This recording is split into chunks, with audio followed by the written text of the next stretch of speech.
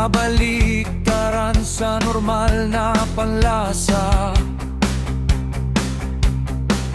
Hindi ko masisisi ang aking ina,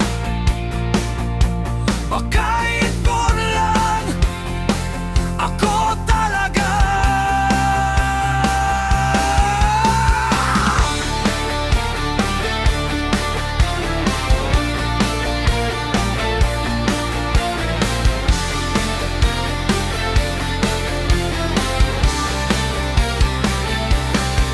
Baliktad ang gusto ko, ito ba ay totoo? O baka ilusyon lang ang mga trip ko? O di kaya'y baliktad na rin ang utak ko? Sana wala sa talampakan ko.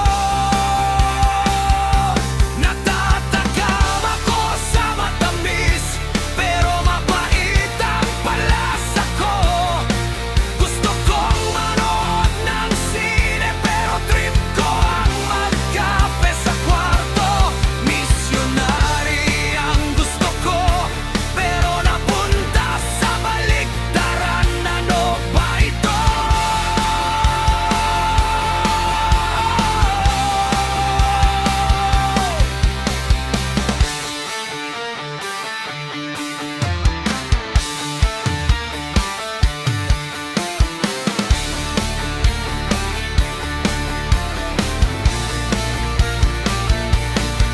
Masarap ang baliktad, kasing sarap din ng bawal.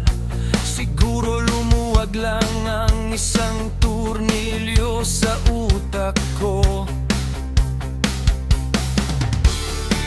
Pakikumpunin na lang